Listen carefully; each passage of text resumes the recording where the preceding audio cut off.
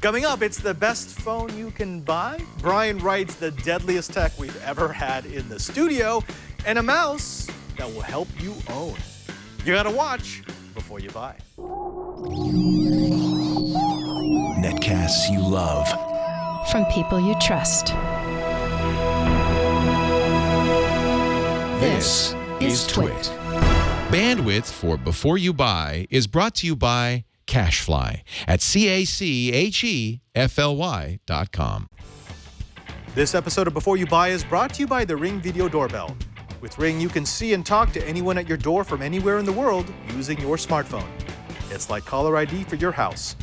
Right now, get free FedEx shipping when you go to ring.com/beforeyoubuy. And by Ting.com. Ting is a mobile phone service that helps you save money by offering a fair price for the services you use. Visit beforeyoubuy.ting.com to get $25 towards your first device or service and to find out how much you can save.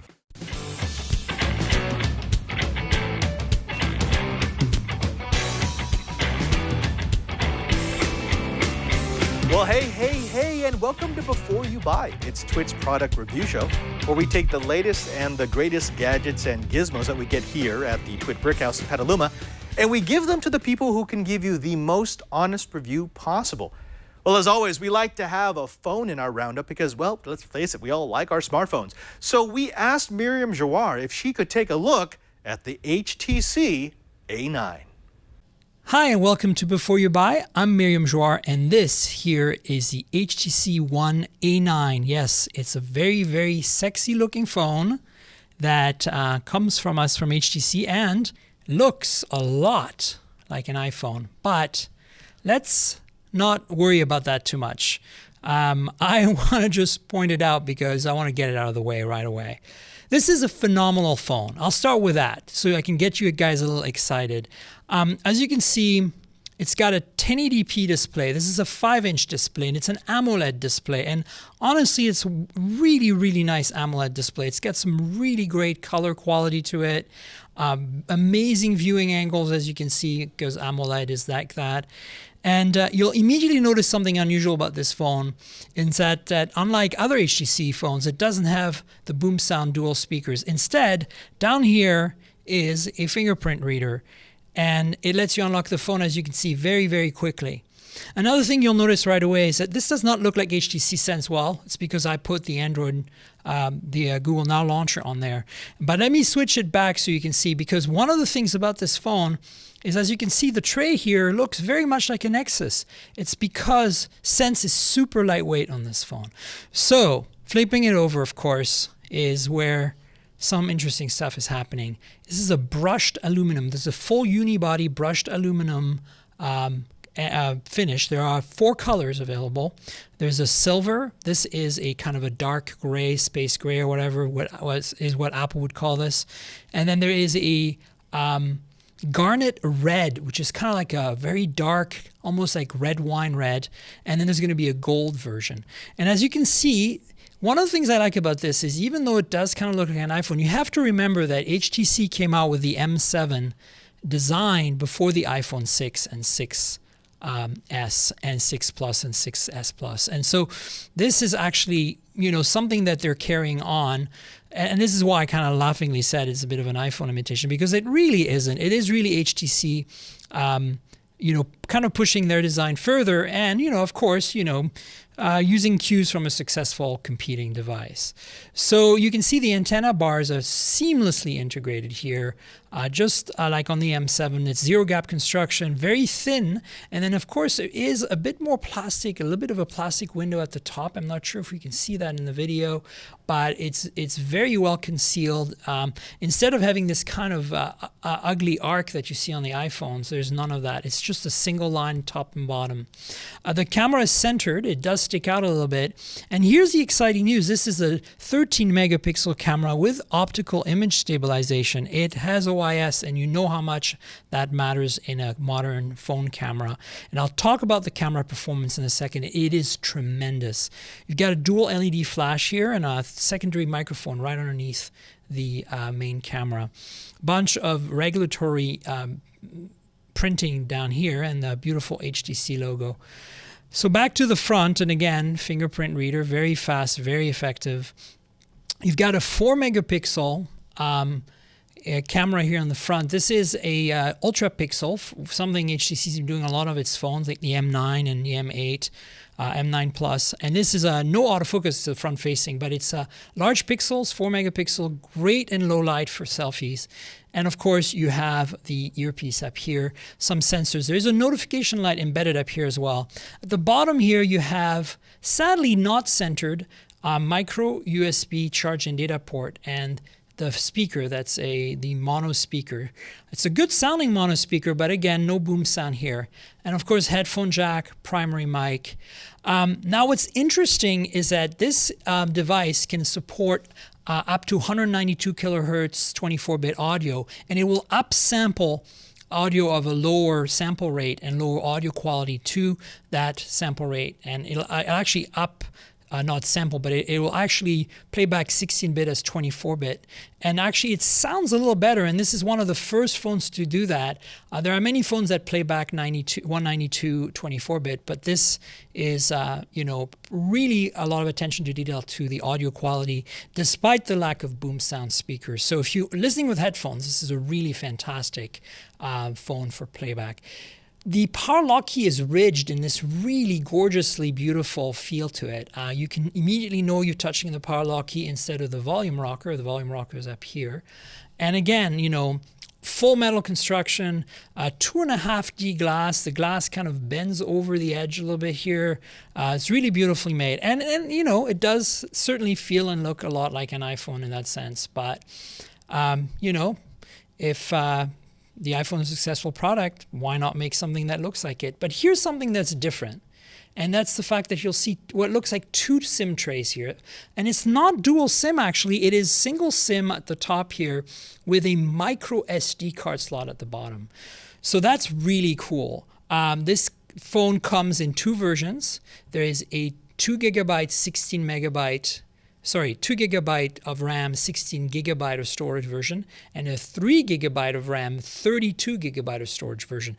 The lesser version is shipping to Europe and some parts of Asia, and the better version is going to be available in the US and also other parts of Asia. And so this is actually the European version, the 2 gig, 16 gig, and because of that, it also does not have LTE bands that are compatible with the US. But obviously, when you buy this phone from HTC, and by the way, this is very exciting, you can buy this phone unlocked from HTC on their website, full price, that works on any carrier, and it's the first time they've done it quite like that. And the one you'll get in the US is the 3 gig, 32 gig version. But remember, there's a micro SD card slot, so you can always expand the storage. Now, you're going to say this is definitely a flagship looking phone. I mean, the specs, the build quality, the materials, the OIS on the camera, this gorgeous display, and so on and so on. And it's, of course, running Marshmallow, which is it's the first non-Nexus device, from another manufacturer than Google, running Marshmallow out of the box, which is really exciting. So it's going to cost you, right? I mean, clearly this is like a high-end phone. Well, it is billed basically as kind of an iconic flagship type phone, but it actually, and it supersedes the M9, but it actually isn't really a flagship because the price is kind of crazy. It's $399 for this phone, unlocked for the 3 gigabyte, 32 gigabyte version. And, like I said, available on HTC's website.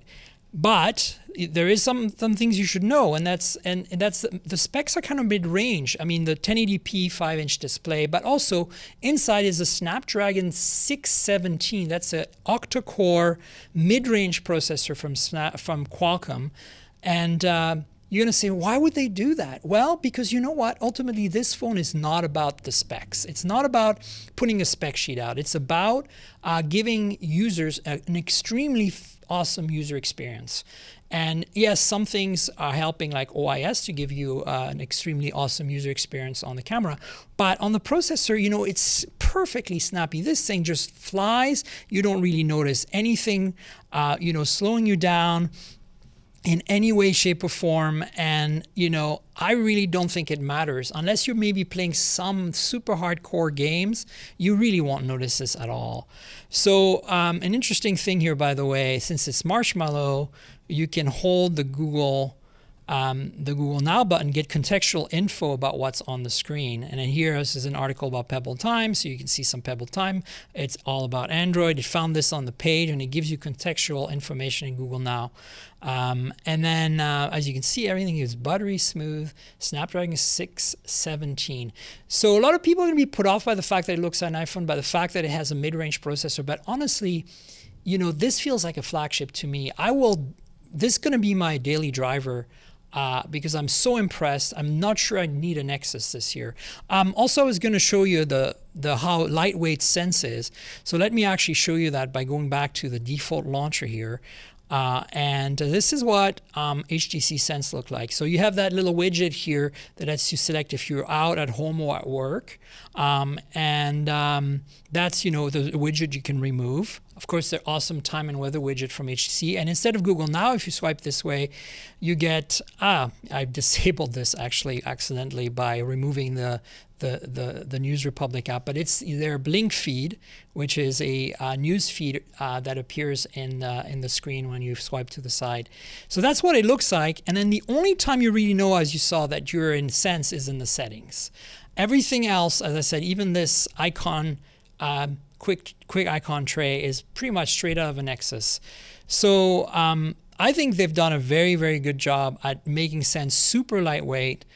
Even though I prefer the Google Now launcher and the Android keyboard, you know, I think this is as close as you can get to a Nexus for a price that can't be beat, with an industrial design and building quality materials that are incredible. And again, performance is really not an issue running a mid-range processor. And again, you know, there are, like, even a Snapdragon 400 series is a pretty damn awesome processor. So, you know, really, this is about user experience. And let's talk about that. Let me show you the camera real quick. They've changed the UI a little bit. You still have a Pro mode here, obviously, that lets you do everything manual controls, which is great. Let me actually put this down for a second, take off my Huawei watch real quick, and show you, you know, use that as a subject for the camera. As you can see here, I'm playing in manual controls, so everything is a little blown out, but I can adjust this manually and you know, manual focus even. So I can do this and take a shot. And as you can see, it's super fast. There you have it, the shot I took. Really high quality manual focus. I was just doing it really quickly to show you. So the Pro mode is great. There is a low light shot. Really tons of detail. The OIS really helps incredibly here. You can see this is in the dark, and this palm tree has tons of detail. This is near my house in San Francisco, and you know, I took the same picture of the Nexus 5X, which we reviewed last week, and you'll see that this is actually a slightly better shot. It is a phenomenal camera. As much as the M9 camera was a disappointment, HTC has completely redeemed itself. Here, look at this full auto shot with even a bit some light trails here on the side, and you've got, you know, an incredible amount of detail, no noise whatsoever to speak of. Really remarkable. It's up there with the G4, the Note 5. This, I couldn't even resolve this with the naked eye. Actually, in camera, it looks about as dark as it was to the naked eye. Yet, if I zoom in on this, you'll see that you get an incredible amount of detail of this mural at night because of the OIS. And here you can probably see a little better.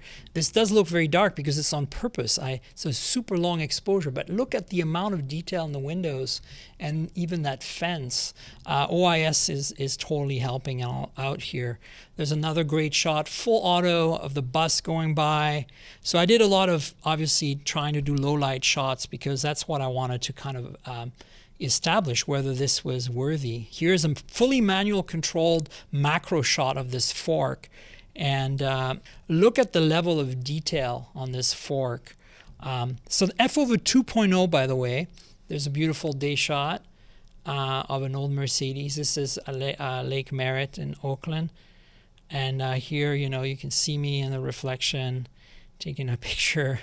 This double pane window, tons of detail. You can see a bit of blurriness because it's a triple pane glass. And there's a macro shot. Incredible amount of detail. This camera is really quite remarkable. So HTC's done it here. They finally redeemed themselves with a phone that we, people who enjoy a good, solid, all-rounded device will enjoy. And kudos to them for doing that. Let's go through the pros and cons really quickly and give you my recommendation. So the pros, a beautiful design. It's going to be very, polarizing, because some people are going to not like that it's like an iPhone. But I think that the iPhone is a really good design, and why not? If you've already done this antenna bar stuff before everyone else, and you know it's kind of really just an iteration of HTC's design, so why not make a phone that looks and feels as great as the iPhone? It is 7mm thin. It is really super thin. Everything is metal and glass. It is gorgeous. Fast fingerprint reader, great specs, great camera. So build quality and materials is definitely a pro. Camera is definitely a pro. Overall experience, again, you know, a good balance of elements. And by the way, as a side note, the battery is 2150 milliamp hours. It seems like a low amount, but it really isn't. With this processor, I have had zero issues with battery life. You know, I'm here, I've used it all day here, and as you can see, 79%, and we're at 4:30 in the afternoon. So it's just doing great with battery. And then the cons are a few things. The camera does not support 4K video. So, you know, you get OIS on like the base iPhone. You need to go to the Plus to get the OIS on an iPhone. But the iPhones can do 4K this year. So this is more like last year's iPhone 6 and 6 Plus. What else? You still get a bit of sense. It's not a completely pure Android experience. So for some people, that will be a drawback. And finally, the last drawback is no wireless charging. Not that any other HTC phones have wireless charging, but you know, it's a nice feature to have in some cases. But as a side note, it does have Quick Charge 3.0 on the micro USB, which means it can charge the phone in about 90 minutes. Actually, probably less than that. Probably in about an hour, which is really quite amazing. So even if the battery is a bit low and you feel like you're going through too much battery, you can just charge for a few minutes and you'll get back to enough time to use the phone for the rest of the day.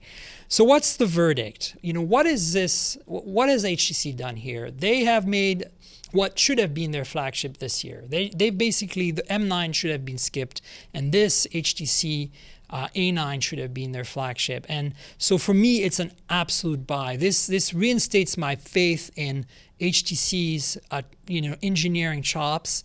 The design arguably is a copycat design for some. For me, I think it's an evolution of HTC's existing designs. So I'm not gonna ding them on that. But I think it's a buy. At that price, you just cannot go wrong. $399 for this phone with 3 gigs of RAM and 32 gigs of storage, with this amazing user experience and polished, marshmallow Nexus-like experience is an incredible price for this build and material. So go get it is all I have to say. Yes, so this is the HTC One A9, and I'm Myriam for Before You Buy. Cheers. It's a buy for the HTC A9. I know there's a lot of people who say that it copies the iPhone design, but you know what? They had it first. If you want a stylish phone for Android that gives you all the features you desire, Myriam says you definitely need to check that out. Now, don't forget you can find Myriam all over the TWiT TV network. She is often on All About Android on Tuesdays nights. She's almost always on Before You Buy. And if you really want to find out what she's up to, go to her Twitter profile at Tank Girl. That's Tank Girl, but remove all the vowels. Now let's change it up and head out of the studio. Every once in a while, we want to bring you beyond the comfortable confines of the brick house. And in this case, we went to San Francisco for the Holiday Spectacular to look at an alternate way of locking up your valuables. Padlocks and key locks are so last millennium. If you want to be in the future, you have to be here at the Master Lock booth, taking a look at the future of your personal security. I'm speaking with Chris, who's going to explain why your next lock may be Bluetooth enabled. Chris, what is this?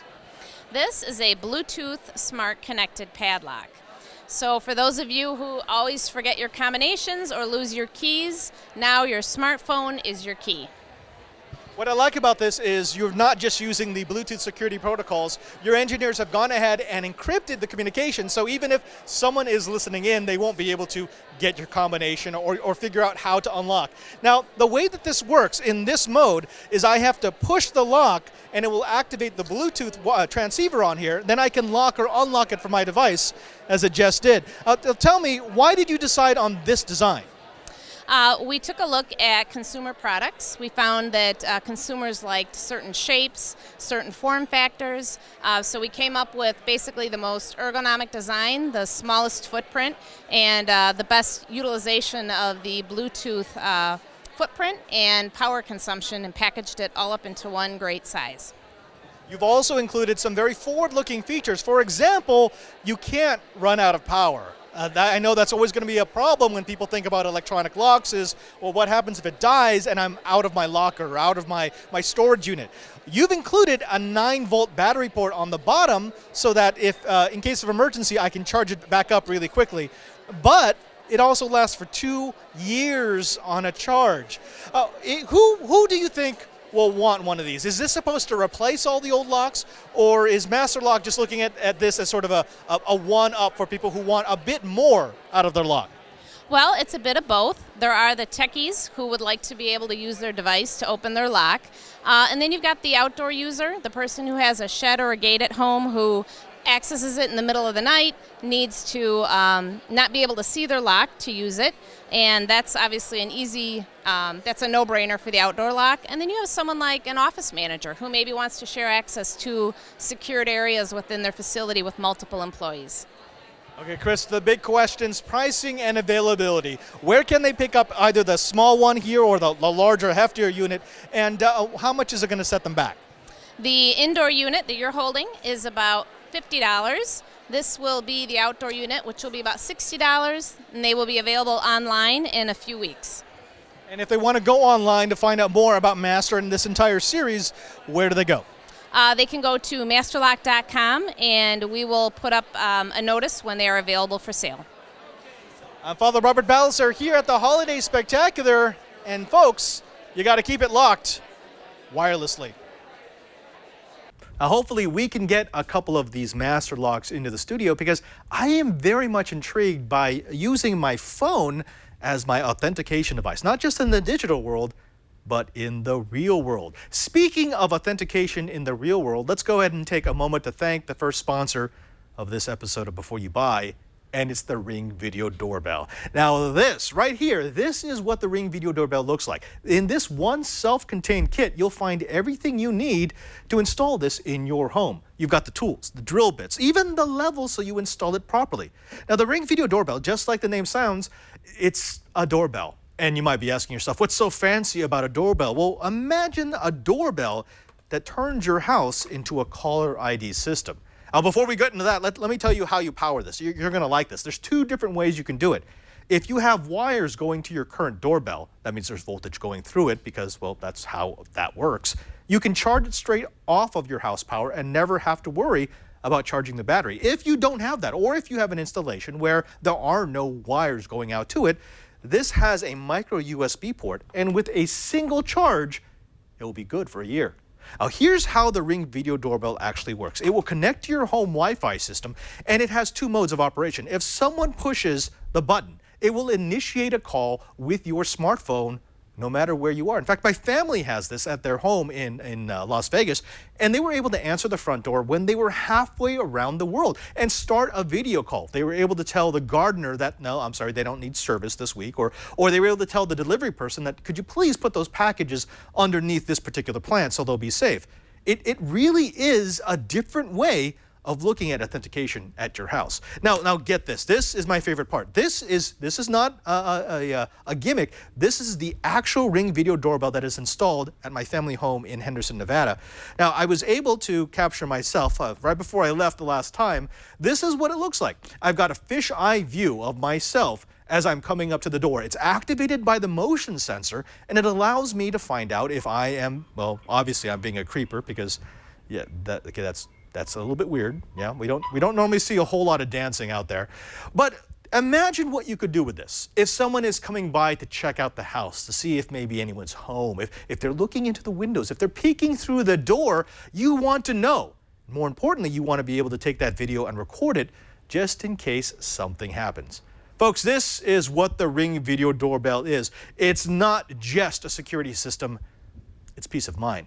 Why not try the device that Time magazine called one of the best devices of 2014?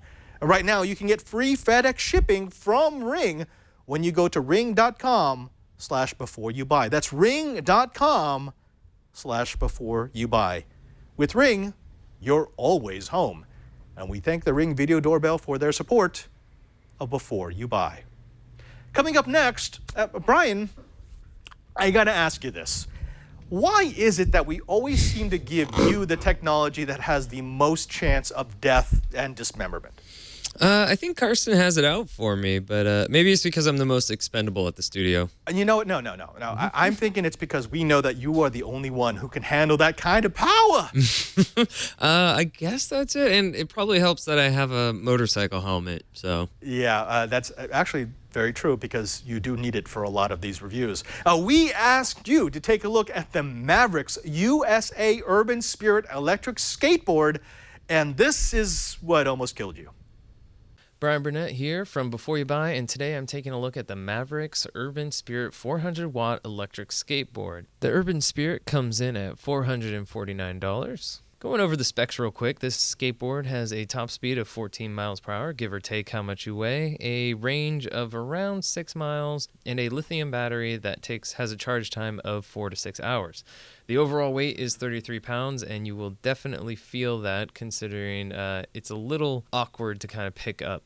The maximum weight capacity is listed at 187 pounds. I am roughly around 165, and it was fine pushing me around. I never had any issues with maintaining traction or having the skateboard slow down. One of the nice things about this skateboard is it has plenty of safety features, a little clip-on strap that you can put on your pant leg, so in case you fall off the board, it'll stop it. Also, if you're too far away from the board with the remote, it'll also stop. On the top of the board is a little green LED to indicate that the board is actually on. The remote itself is kind of janky feeling. It is a throttle where if you pull back towards yourself, the board will start going, and if you push forward, it will brake. The brakes, fortunately, work really well. I was pretty impressed. They aren't too jarring. They kick in just a little bit at first, and then once you get used to them, it's easy to slow the board down with the brakes. Considering I'm not that great at skateboarding, I went down into our recently emptied basement and kind of fooled around a little bit and practiced with the board, and it's really simple to ride around. I'm not that great at turning. I'm sure other people can turn better, and I'm sure if I had loosened the trucks a little bit, it would have turned a little bit better too, but in the end, it is a long board, so it's not quite as agile as, say, your average skateboard. So after performing some crazy stunts down in the basement and feeling confident on the board, I realized it's really great for transporting your old electronics, especially if they're pretty heavy. So definitely a pro for that. Finally, after bolstering my confidence, I decided to take the board out into the real world and see how it performed. Going over little bumps and ridges in the concrete were handled fine, about as well as you can expect with any longboard or skateboard. A slight incline, it didn't really like it very much. It would push me at about maybe 5 miles per hour going up the hill, but with a little bit of kick pushing, it was manageable. So what are the pros and cons? The pros, first off, it's really easy to use the skateboard. It's pretty much just turn it on and pull the trigger on the remote and just focus on where you're going. Another pro is that the brakes work really well. I was glad to see that they didn't kick in very heavily, but once they did start, they would slow you down pretty well. And then as for cons, the first con is price. Coming in at $449, it is a little pricey for a skateboard. But if you are an avid skater and you really want an electric motor, maybe that's not that bad. Another con is the build quality. The board itself felt nice and well put together, but the remote feels really chintzy and also feels like it could shatter if you dropped it. Is the Urban Spirit electric skateboard a buy, try, or don't buy? I have to give it a try. If you're someone who really likes to board, but maybe you don't want to have to push for those long stretches, this could be a good alternative for you. This has been Bryan Burnett from Before You Buy. Thanks for watching. It's a try for the Maverick USA Urban Spirit electric skateboard. It didn't quite kill Cranky Hippo, which I guess just makes him stronger. Of course, you can find Cranky Hippo here on the TWiT TV network with me every Thursday at 11 a.m. If you want to know how to do things, then you got to check out our DIY Maker Show. Also, you can find him behind the scenes. He's often found creeping behind the other shows here on the TWiT TV network, and he's an all-around nice guy. Isn't that right, Cranky Hippo? If you say so, Padre. People have been saying different, though, since I've had this beard. It's the beard, man. It's definitely the beard.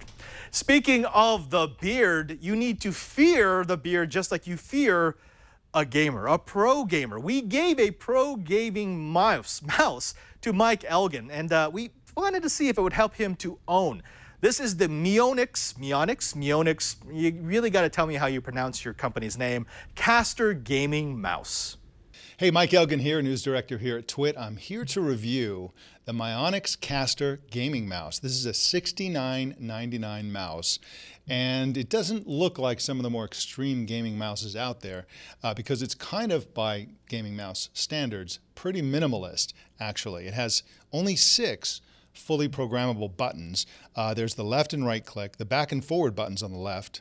It's got a rubber-coated scroll wheel, which feels very nice, and a DPI toggle switch behind the scroll wheel. Now, putting the button behind the scroll wheel is actually a great place for it because there's no way you're going to accidentally press that button. But when you do press it, you can toggle between 3 levels of DPI, and I'll get to that again in just a minute. Now, it's got nicely rubberized grips, so every surface of this mouse is either super grippy and rubberized, or if it's the bottom, it's Teflon coated and smooth as silk for better performance. And it's designed, this mouse is supposed to be designed, I should say, for every kind of grip, for a fingertip grip, for a palm grip, for a claw grip. If you have larger hands and you want to do a palm, this mouse is a little on the small side. It's somewhat smaller than your average gaming mouse. Now, if you notice on the cable is this nice braided cable, and it's 2 meters long. It's a very, very long USB cable. Now, one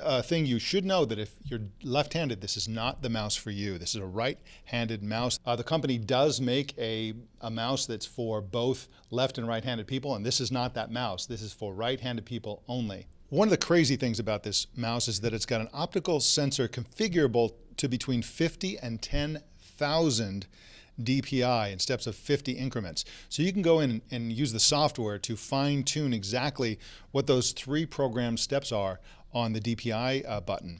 Now, this has a 32-bit ARM processor running at 32 megahertz and onboard memory. It's only got 128K, but that's plenty because that's going to retain your settings. So when you set this to the software, the settings are retained in the mouse. So as you carry this mouse from system to system, the settings will remain because, again, they're on the mouse.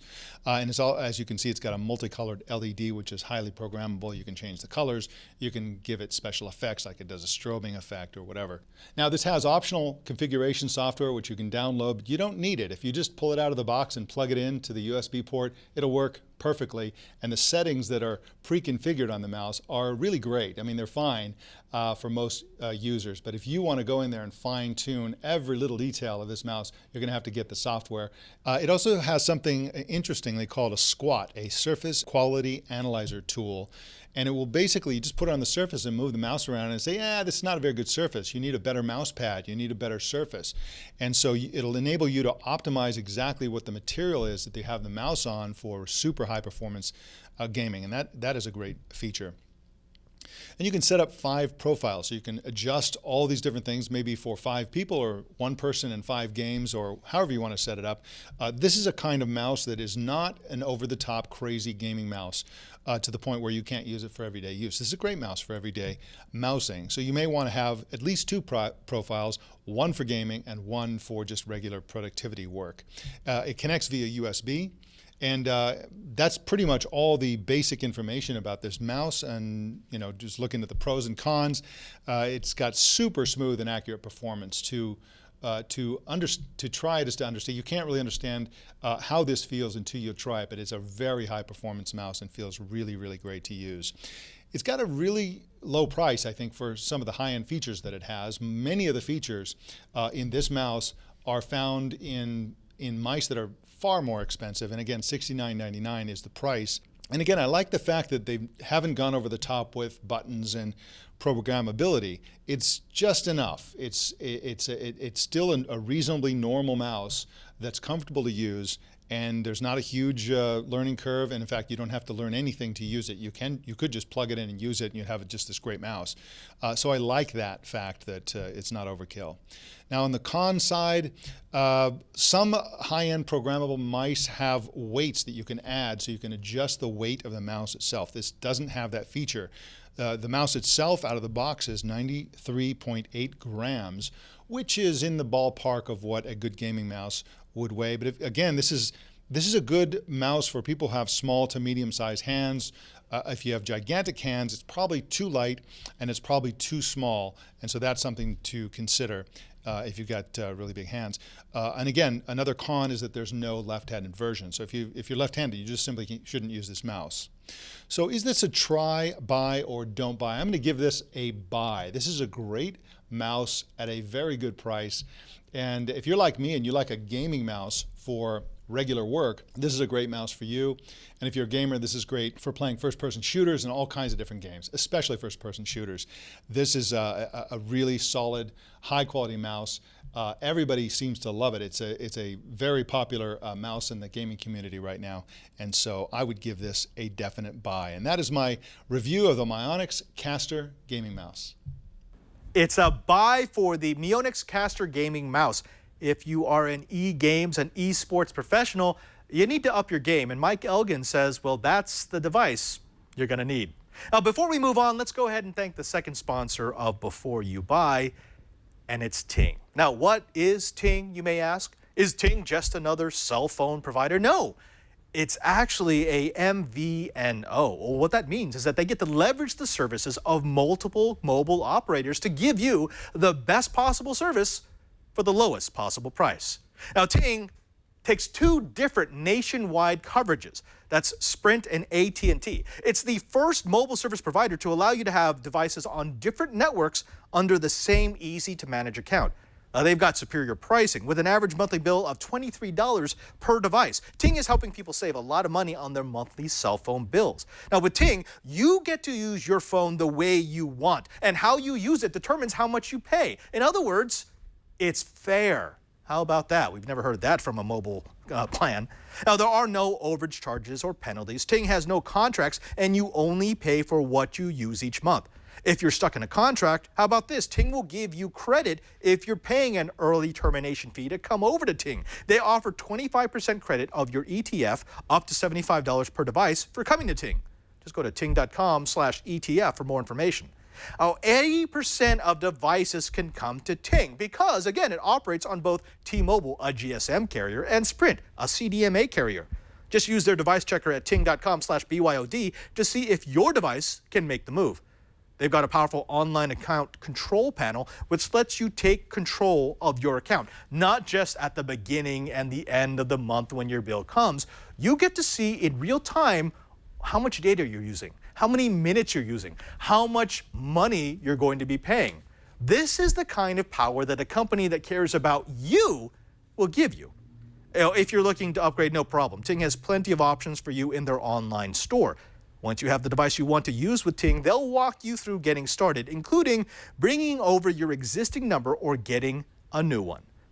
This is what we want you to do. We want you to save money and better manage your cell usage with Ting. And who doesn't want to do that? Viewers of Before You Buy save $25 off select devices or mobile phone services just for getting started. That's beforeyoubuy.ting.com. And we thank Ting for their support of Before You Buy. Now, are you a user of the Apple Watch? Are you a happy user of the Apple Watch?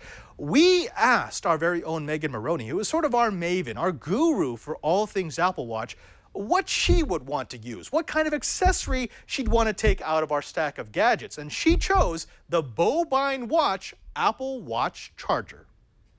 I am Megan Morrone, and I host Tech News Tonight, iOS Today, and i5 for the iPhone. And I am here to review the Apple Watch charger by Bobine, the Bobine Apple Watch charger by Fuse Chicken. This is a watch charger that fits with the charging cable that comes with your Apple Watch. They don't make chargers yet that have their own charger internally. They just don't do it. Apple doesn't let you. So what you'd have to do is you just place your Apple Watch charger into the little hole there and then plug it in the USB here. Then you take your watch off to charge it, and you place it on the charging cable, and it will start charging if the USB is plugged in.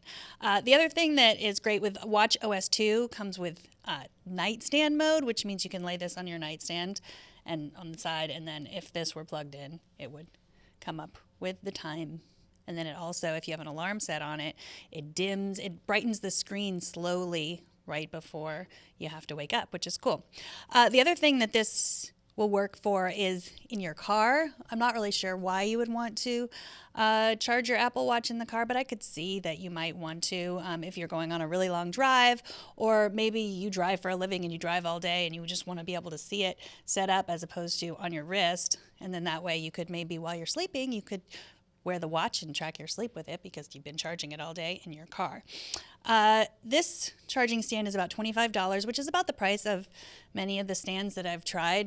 This stand, I like it better than some of the other stands because it's adjustable. So depending on how high your bedside table is, you can raise it up or lower it. It doesn't fall off. I've tried some stands that the watch falls off in the middle of the night and then it stops charging, which is a big bummer for the next day. This one's pretty sturdy and doesn't fall off, and you can adjust it in the car also.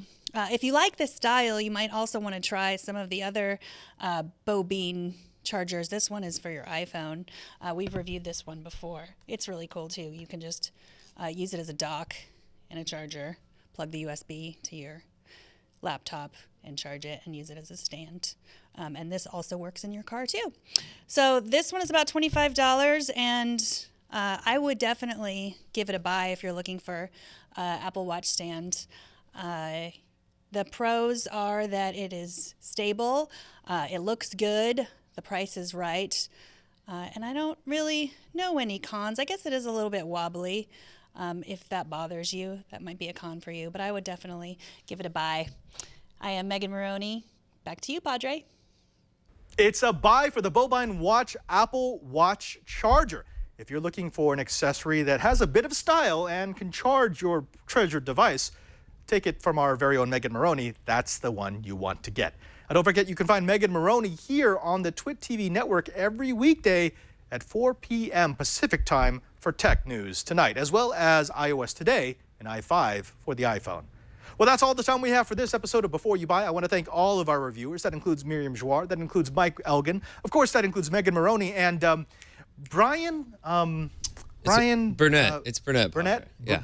Brunette, like the hair? Burnett. Burnett. Wait, have I seen you before? What do you do here? I don't look familiar to you? No. Well, what's your job here? Sometimes I do a how-to show. I think the co-host I do it with is a priest. I could be wrong. But that's on Thursdays. How-to, maker stuff. Check it out. And you can follow me on Twitter at cranky_hippo. Yeah, none of that's really striking a bell, but I'll take your word for it. In any case, don't forget that we do this show every Friday at around 3 o'clock p.m. Pacific time. Just go to live.twit.tv. And if you want to jump into our chat room, jump in at irc.twit.tv and be part of the interactive flow. It's like a mojo thing, man. Until next time, I'm Father Robert Ballecer, just reminding you, you gotta watch before you buy.